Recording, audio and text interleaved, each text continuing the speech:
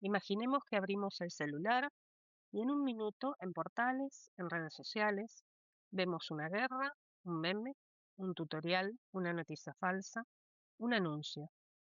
Cada búsqueda que iniciamos, cada posteo que leemos, dispara numerosos anuncios comerciales y muchos de ellos dirigidos a nuestros intereses y búsquedas. Todo está mezclado, sin jerarquías, sin contexto.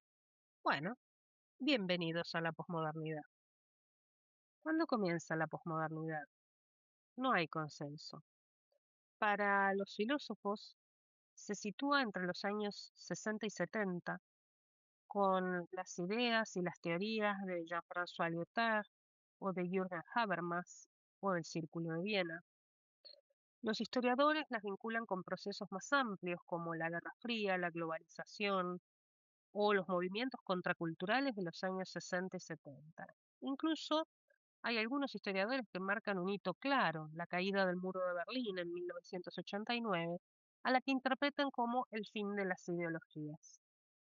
Estos hechos y procesos históricos han confluido sin dudas en la génesis de la que llamamos posmodernidad o modernidad tardía.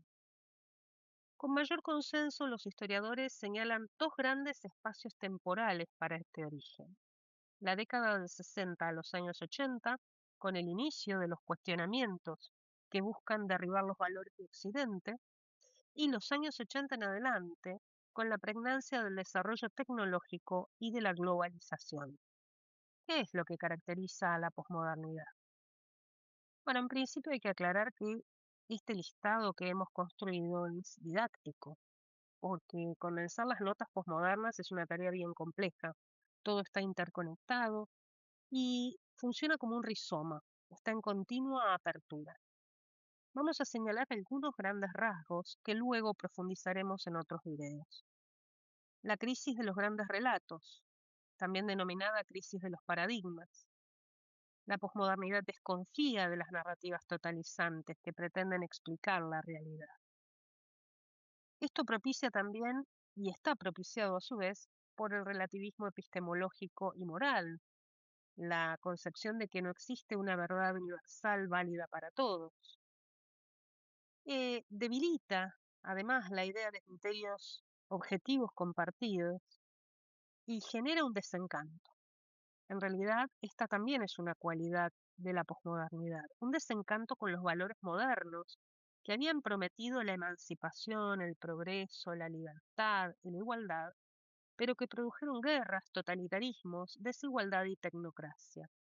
Así que la posmodernidad se expresa en torno a este desencanto y sospecha de la razón instrumental. También la hibridación, la mezcla y la pluralidad diluye las fronteras entre la alta cultura, la cultura popular, los géneros artísticos, las disciplinas.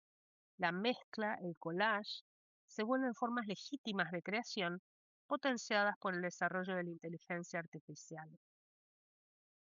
También la fragmentación del sujeto, un individuo que ya no se concibe como un yo coherente y estable. El sujeto posmoderno es cambiante, se supone atravesado por discursos y por contextos, hace un valor de la apariencia, de la imagen, y esto adquiere un peso central, sobre todo en un mundo que cada vez más está atravesado por la cultura visual de pantallas, publicidad, redes, que organizan la experiencia del mundo. La posverdad y la crisis de objetividad, en donde las emociones pesan más que los hechos, la información se selecciona según afinidades afectivas o identitarias, y aparece la manipulación mediática, la erosión de la confianza pública y las famosas fake news. El consumismo y la lógica del mercado. La cultura se vuelve una mercancía y la lógica del mercado penetra en todos los ámbitos de la vida.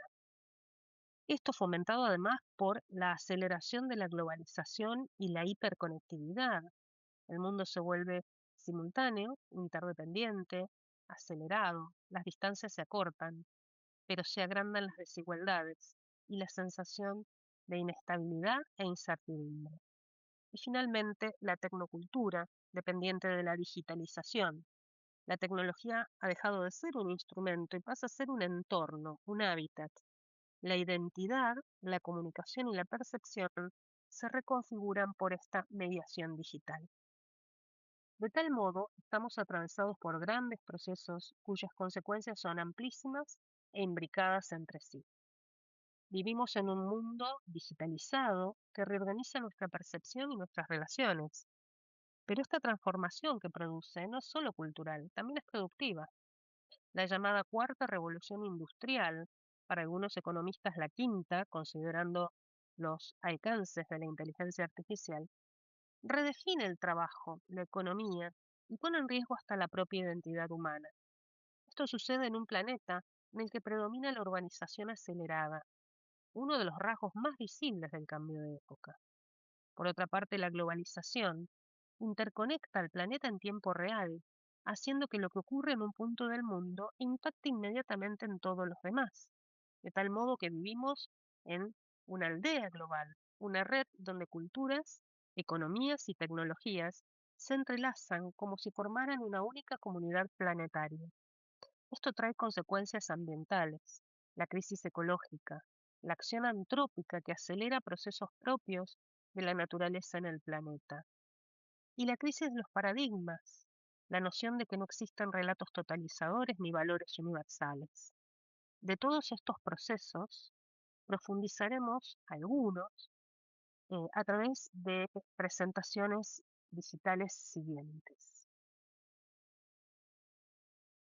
Una de las consecuencias de estos procesos combinados fue definida por el sociólogo Ulrich Beck como la sociedad de riesgo. Los problemas contemporáneos, ambientales, sanitarios, económicos, geopolíticos, se vuelven simultáneos y compartidos, superando la capacidad de respuesta de los estados individuales.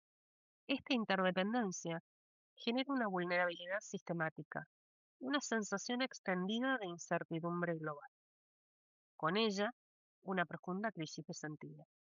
Sin embargo, Beck propone que este es un punto de inflexión, que no es nada definitivo, desde el cual las sociedades deben partir para configurar una modernidad reflexiva, una especie de nuevo humanismo, donde el ser humano debe pensarse como un actor moral en un mundo interdependiente. Para el filósofo francés Eric Savant, el verdadero quiebre contemporáneo es la irrupción del smartphone y de la inteligencia artificial.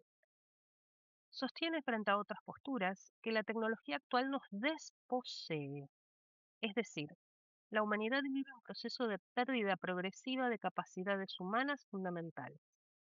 No habla de un despojo material, sino de un despojo existencial, cognitivo y ético.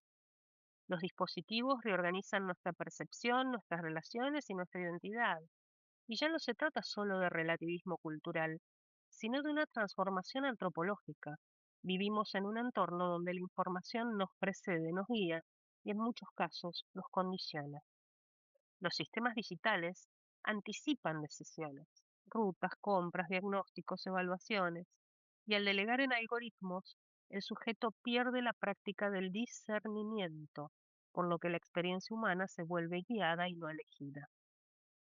También desarrolla el concepto de silicolonización para describir de qué modo el modelo cultural, económico y político de Silicon Valley se expande y se impone sobre nuestras sociedades, moldeando comportamientos, valores y formas de vida.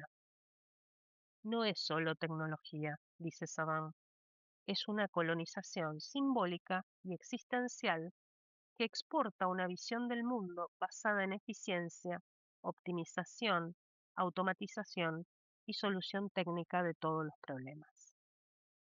Sagan advierte que si no intervenimos críticamente, la automatización puede vaciarnos. Estoy resumiendo una idea central de su pensamiento. La tecnología no solo hace cosas por nosotros, sino que empieza a decidir por nosotros. Frente a esto, propone una rebelión de la sensibilidad, una rebelión frente a la lógica algorítmica. No es una rebelión violenta ni un rechazo de la tecnología, sino la recuperación de la capacidad de decir que no a los automatismos que nos infantilizan. Esto implica para Saddam defender la fragilidad, la duda, la presencia, todo aquello que los sistemas, los algoritmos, no pueden calcular. Volver a mirar, escuchar, conversar, es una defensa de la relación humana como núcleo de la vida social. Sagan nos pide volver a discutir públicamente qué tecnologías queremos y cuáles no, que la tecnología no debe quedar en manos de corporaciones ni de tecnócratas, sino de entes que regulen, deliberen y pongan límites a la automatización que invade la vida cotidiana. Finalmente, el autor nos dice que lo central es recuperar la capacidad humana de decidir, de convivir, resistiendo la delegación total en los sistemas automáticos. Por lo tanto, la solución es ética antes que técnica. No nos propone más tecnología, sino más humanidad. Pero, ¿y si la posmodernidad ya terminó? Varios sociólogos y filósofos sostienen que la posmodernidad quedó atrás. Según esta mirada, una secuencia de episodios globales habrían marcado un nuevo cambio de época. La caída de las Torres Gemelas en el 2001 que inauguró un mundo atravesado por el miedo, por la vigilancia y por la geopolítica del terrorismo global. El ascenso de China y la mundialización este-oeste, que modificó el equilibrio económico y cultural del planeta. La pandemia de COVID-19, que expuso la fragilidad de nuestras sociedades, aceleró la digitalización y reconfiguró la vida cotidiana. Estos hechos habrían puesto fin al clima posmoderno de relativismo despreocupado, inaugurando un tiempo mucho más incierto, más tecnológico, pero también más vulnerable. Posmodernidad, hipermodernidad o algo más. Intentamos darle nombre a un tiempo que no quiere ser nombrado. ¿Seguimos en la posmodernidad? ¿Estamos en la hipermodernidad? ¿En la sociedad de riesgo? ¿En la era digital? ¿En el capitalismo de datos? ¿En el cibercapitalismo? Más que una etiqueta definitiva, lo importante es recuperar una mirada crítica y humanista, como señalan algunos de los sociólogos y filósofos que hemos visto. Desde nuestra tradición católica, esto significa una mirada centrada en la dignidad de la persona humana, para orientarnos en medio de estos cambios vertiginosos. La Iglesia nos recuerda que aún en tiempos de aceleración e incertidumbre, cada persona es un fin en sí misma y nunca un medio, y que toda innovación debe estar al servicio de su desarrollo integral. Los últimos pontificados de San Juan Pablo II, Benedicto XVI y del Papa Francisco han enfatizado que la posmodernidad puede diluir la verdad, fragmentar la identidad y vaciar de sentido a la persona. Frente a esos riesgos, hay un solo camino: volver a la dignidad humana, al encuentro con Cristo y a una cultura del diálogo que recupere la verdad, el bien y la esperanza como horizonte común. En recientes palabras de nuestro Papa León XIV, el desafío no es tecnológico, sino antropológico. Los invito a continuar con la presentación interactiva para profundizar algunos procesos de la posmodernidad.